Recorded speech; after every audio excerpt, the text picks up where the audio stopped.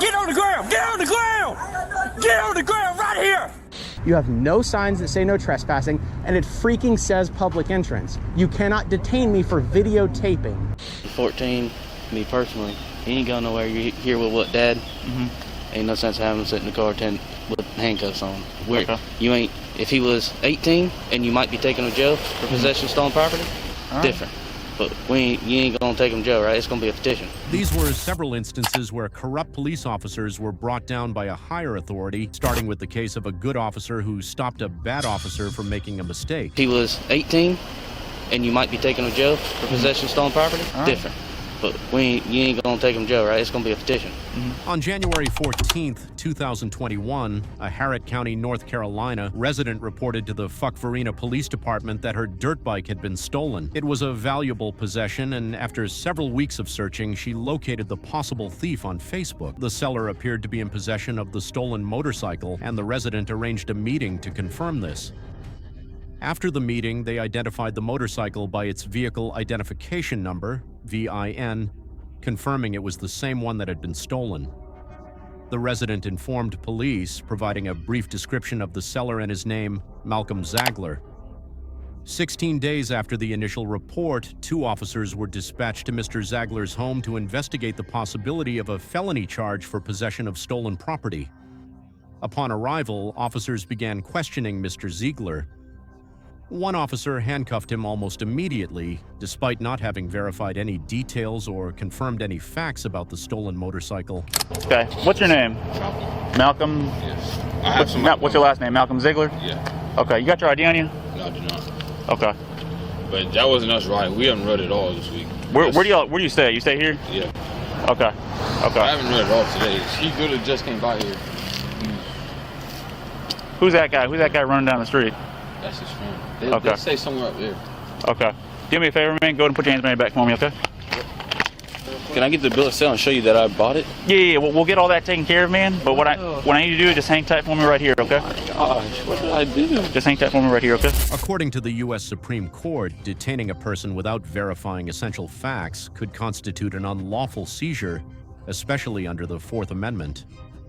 The officer's actions were later analyzed by legal experts, with the possibility that the detention could be ruled unlawful if there was no probable cause during the search. Mr. Ziegler, who was 14 at the time, told the officers that he was a minor. The officer continued his detention and placed Mr. Ziegler in the patrol car while one of the officers attempted to contact his father to locate a bill of sale. Despite this, Mr. Ziegler offered to provide a bill of sale over the phone in hopes of proving his purchase. Well, I'm going to work on getting you out of those soon, okay? Just keep cooperating with me. I appreciate it. And we'll get everything squared away. Stole before. I don't. Okay. And sir, I can try to find the bill of sale. Sir, and I'm not saying that you stole it. Right now, what we've got is we just got a stolen motor vehicle. We're not saying that you stole the vehicle. Okay, I'm not saying that at all. Okay. Yes, sir. But it still is a crime to be in possession of a stolen motor vehicle. So he's talking with your dad right now. I can show you if you can go on. You can go on my phone. I can show you exactly what I bought. Okay. Hey, how you doing, sir? Hey, Dad, I need that bill of sale. Reason all this is going down, that vehicle's been entered as stolen at the National Crime Information Center. Do you have the bill of sale by any chance, sir? I don't know where it is. It's either in my room or in the garage. You gotta tell me where it is, Malcolm. I saw y'all sign it, but what did you do? After contacting his father, the officers were still unable to resolve the situation. Meanwhile, the first officer faced questions from his colleagues about the legitimacy of Mr. Ziegler's arrest. One officer noted that a juvenile should not be treated the same as an adult, and noted that they likely would not arrest a juvenile for possession of a stolen vehicle without substantial evidence. This conversation raised questions about whether Mr. Ziegler had been arrested or simply detained in the process. Mr. Ziegler's father and one of the officers returned to the home to look for the bill of sale. Meanwhile, another officer discussed the arrest, expressing concern that the first officer had not sufficiently validated the circumstances before handcuffing the juvenile. The conversation centered on the officer's discretion, and it became clear that this was an aspect that required further attention. Eventually, Mr. Ziegler's father located the bill of sale and, after reviewing it, inspected it. The officers released Mr. Ziegler without filing charges. If he was 18 and you might be taking him to jail for possession of stolen property, different. But you ain't gonna take him to jail, right? It's gonna be a petition. So you can step out. We're gonna take the handcuffs off.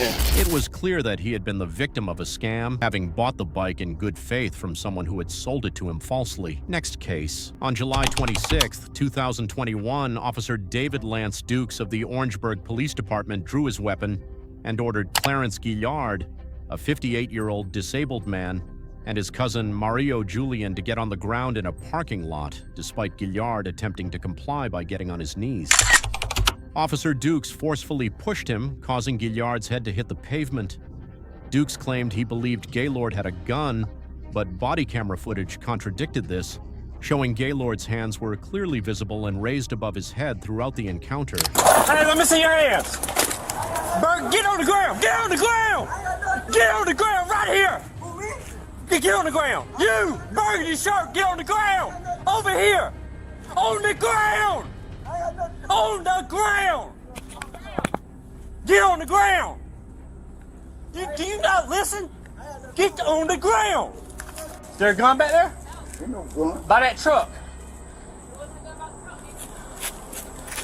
Ain't no gun. You're not listening, dude.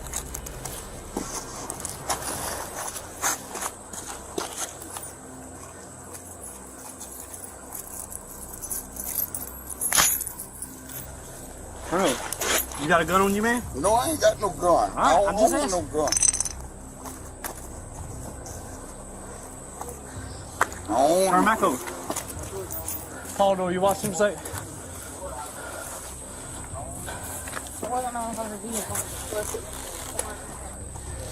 He had something. I ain't own no gun. The door's unlocked in the car, so. No, he was right here. Watch him. Go watch him. There it is. All right, that's what he had.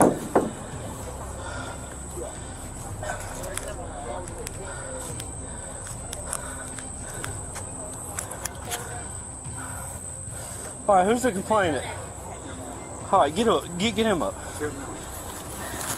Put your leg up. 25 cents, got one tank. Put your leg that way so you I'm can stand just up. All right, listen, I'm about to help you. Hold on. Hold on.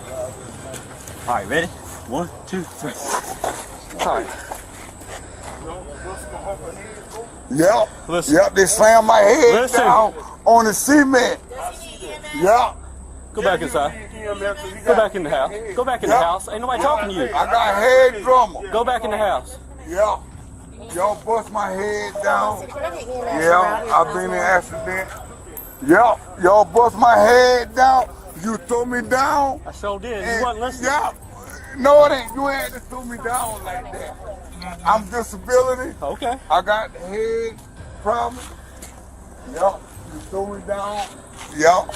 You threw me down. You threw me down. Yep. You bust my head down on the cement.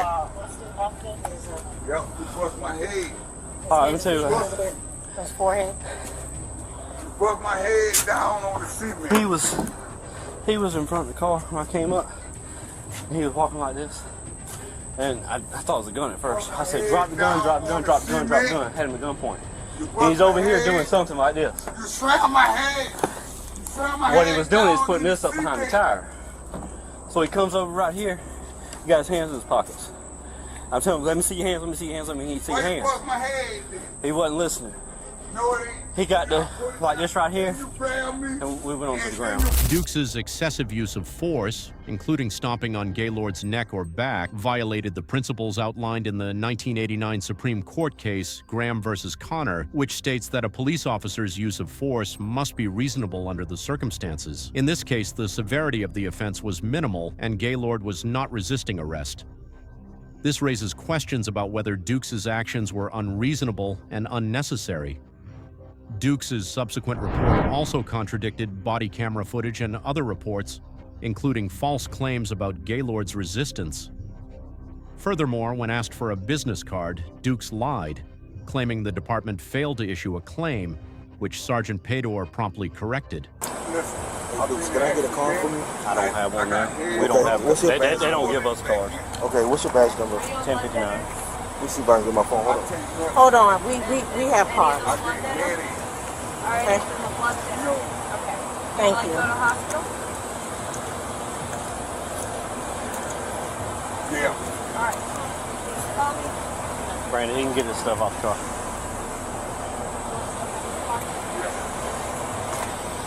What you say, baby? 10:59.